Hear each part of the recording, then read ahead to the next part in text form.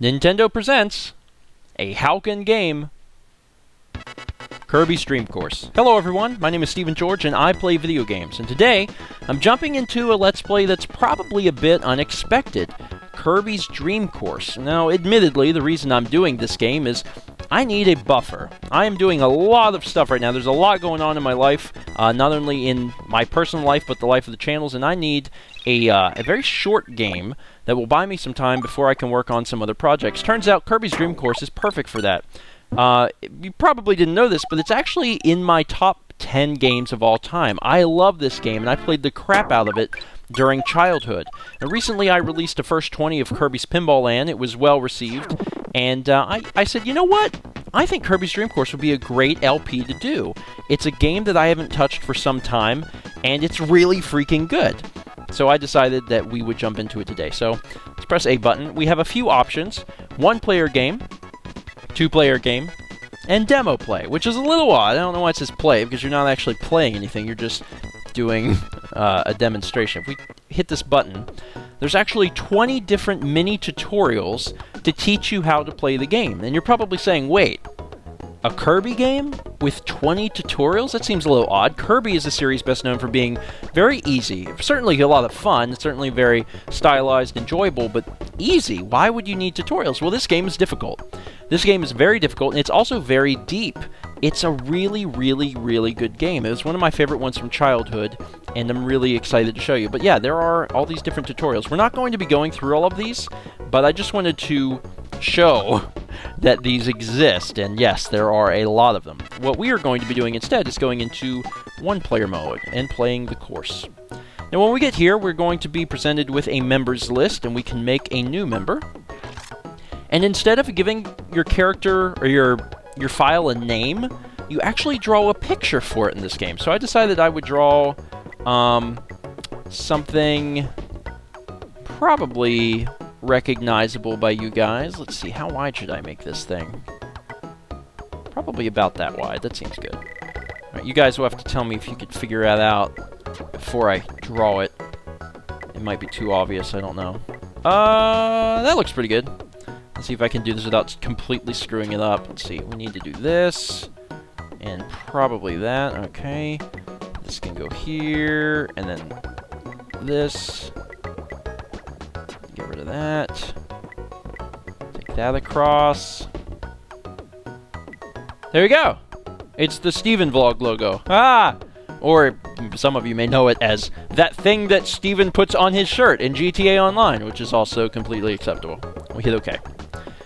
So it should have been obvious from the demo that was running across the screen before we jumped into the game, but this is a golf game, which is a little odd, although it also seems perfect for Kirby. It's a really great fit. In fact, before this was a Kirby title, it was actually a different title. I think it was called, like, Special T Golf or something, or Special T Shot, and they actually took it and remarketed it as a Kirby game. They put a bunch of Kirby elements, and it was a really good decision because it fits the series so well.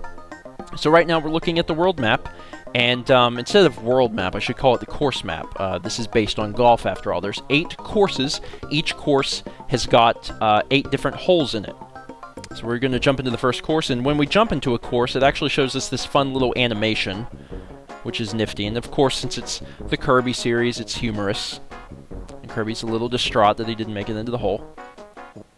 Now, I should probably preface this by saying that when I was a kid, I played the crap out of this game, and I was good. I was really, really good. I would get holes in ones on all sorts of stuff.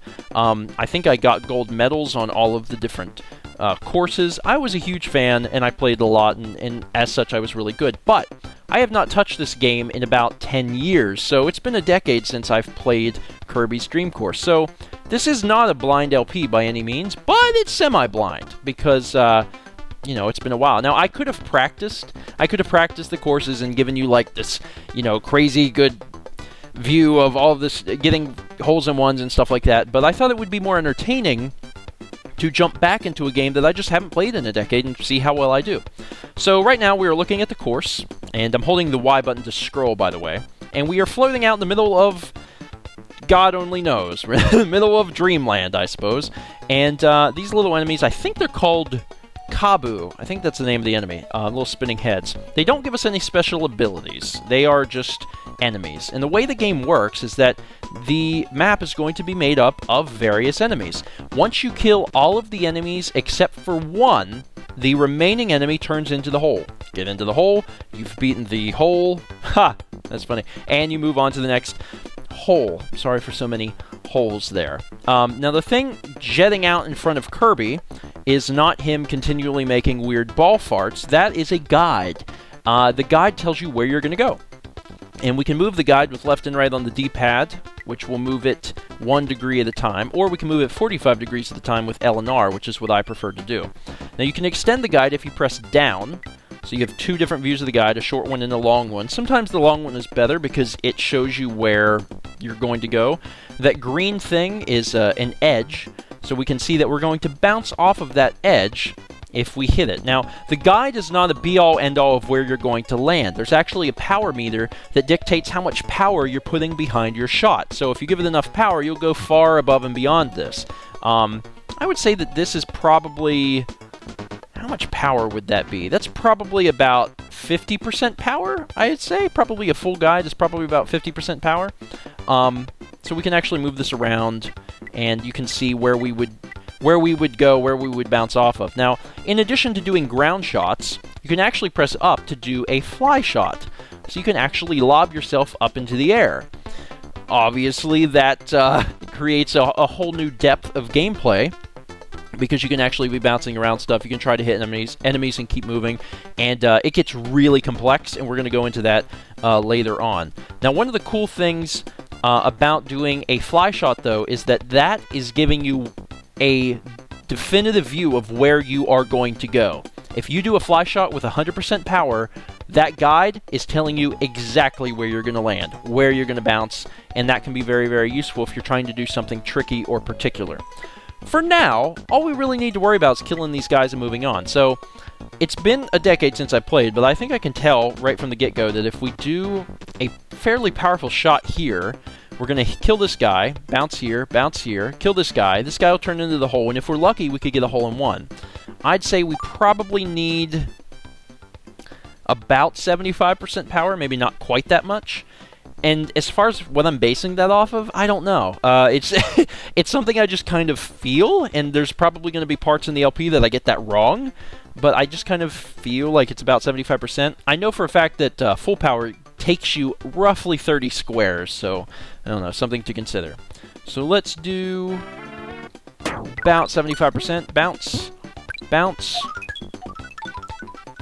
and I got it.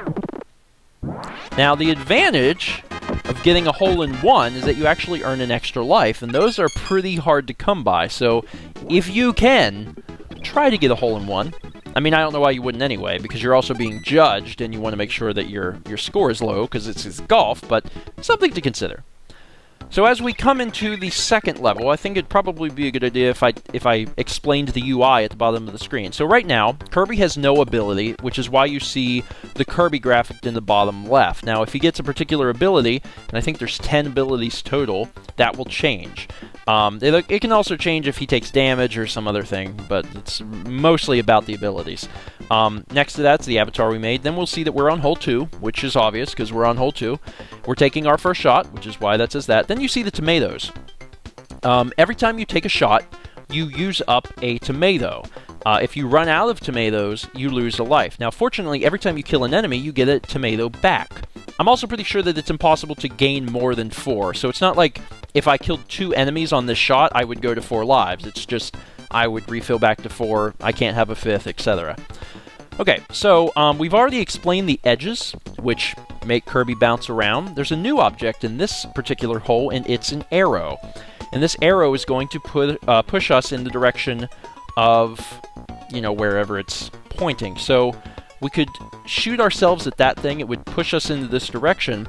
But you also notice that in this one, it's not flat. We actually have a bit of a valley here, and that slope is going to affect us. We're going to roll on it. So we have to take that into consideration. Now, we have a few options, but I think the most straightforward thing is going to be to just fire ourselves at that arrow. If there's ever a time where you need to figure out exactly where you're going, because sometimes, it's not a 3D game. It has the isometric view, but it's not 3D. So a lot of times I'll press up to give myself a lob, and then that shadow tells me exactly where I'm going to go. So this is where I want to go. All I really need to decide now is how much power I need to put behind this. Now, I know for a fact it's possible to get a hole-in-one on this hole. I just don't know how. I think this would work. I just need to know exactly how much power I need to put behind it. I'm thinking probably a little more than 50. Because I don't want to go too hard. I want to basically hit this and get enough to roll down that hill. I don't know if it's going to work. So we'll hit A. And let's fill this sucker up. We need to give ourselves about...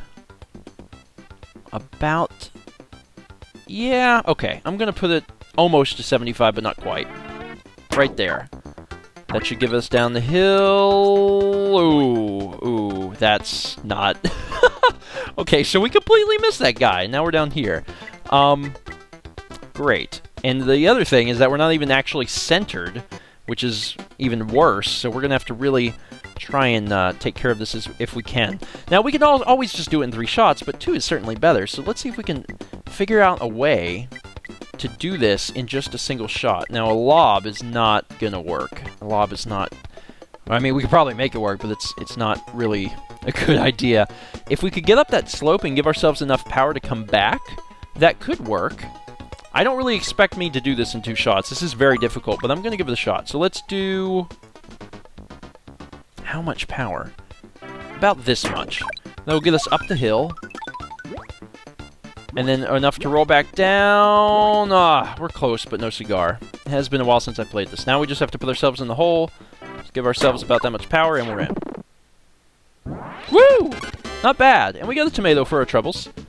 So, 3 is not so great. 1 and 3.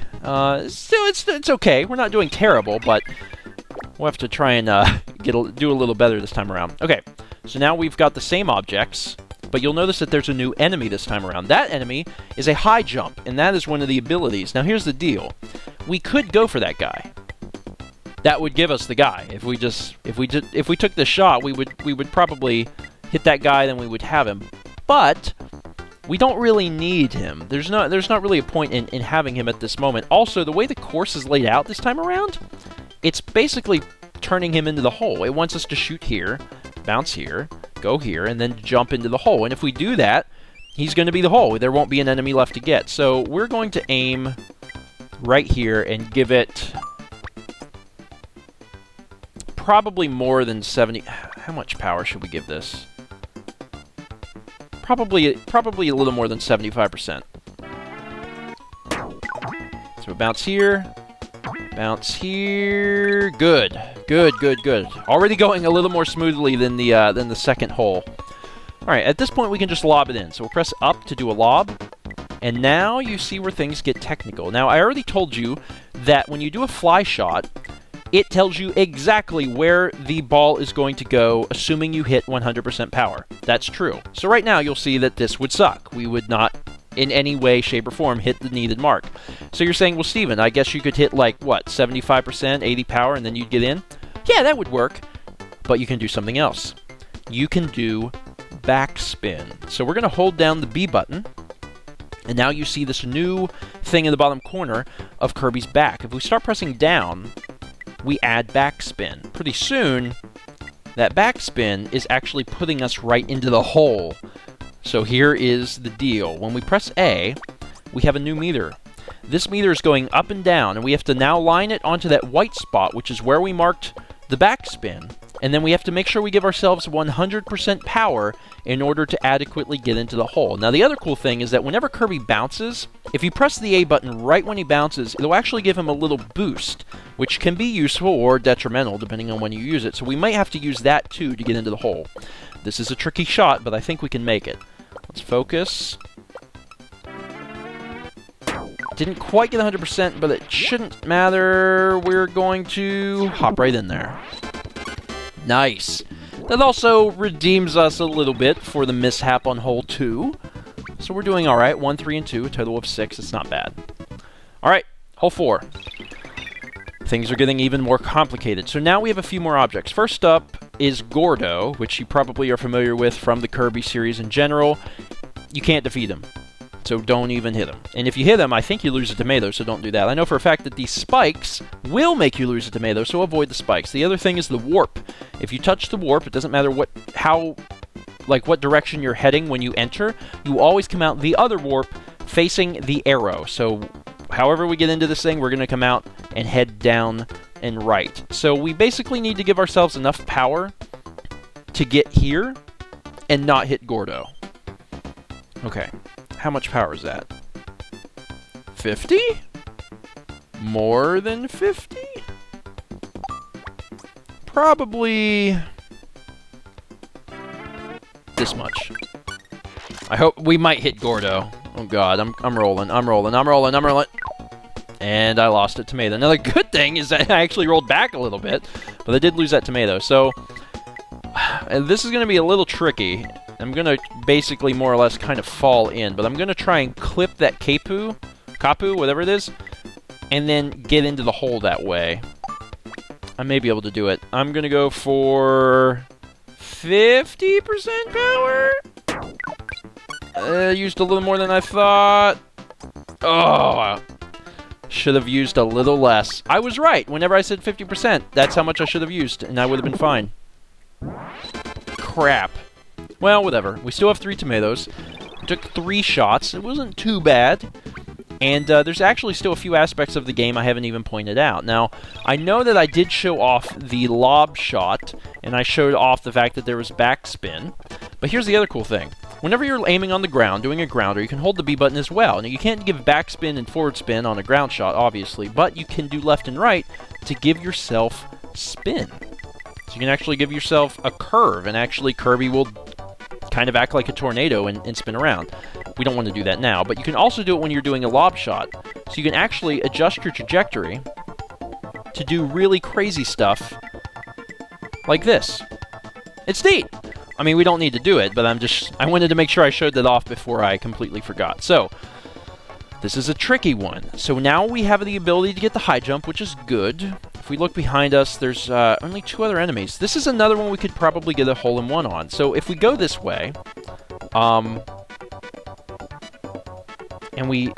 there's even an edge here to protect us. If we could just jump up there, and then it'll shoot us back. We don't even need to lob. If we just go really fast, we basically need to get the ability, and then we need to get back here. If we're going fast enough, we can jump over Gordo and sink this thing. It's just a matter of how fast should we go. I'm thinking full power. I don't know if that's a good idea. That could be really stupid. We might kill ourselves, but I'm going to give it a shot. Full power, baby. We have the ability. We're coming back. We're rolling down the hill. I'm jumping it. We're bouncing.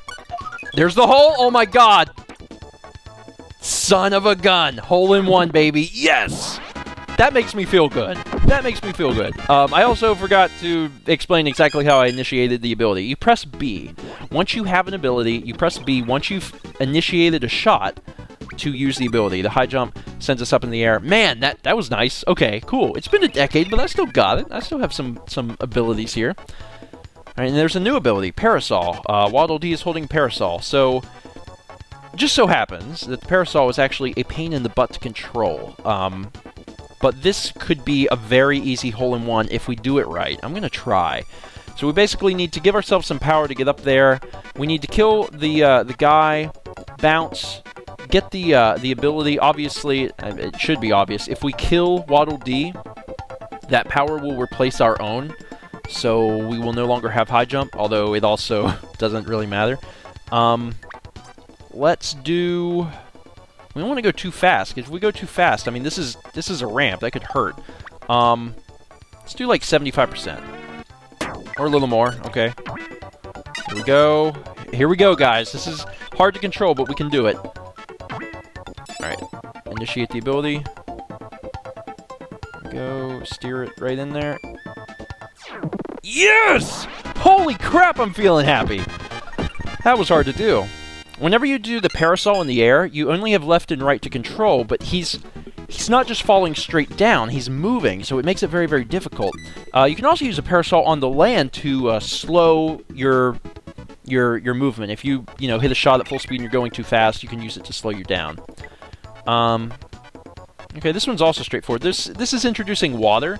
If you give yourself some front spin, getting across that water will be no problem at all. This is probably another one we could easily get a hole-in-one on, so let's give it a shot. Let's just do forward spin full power. Or almost full power. Pressing A at the right moments to bounce. You won't need to roll a bit. Oh my god. Oh my god, I'm feeling so happy about this. Now, admittedly, these are easy. These are really easy ones, but I haven't played this game in a long time, and all these hole-in-one are useful. I'm getting a lot of extra lives. Okay, cool. Cool. My total is 12. So unless I completely botch this last hole, I'll probably get a gold medal on this.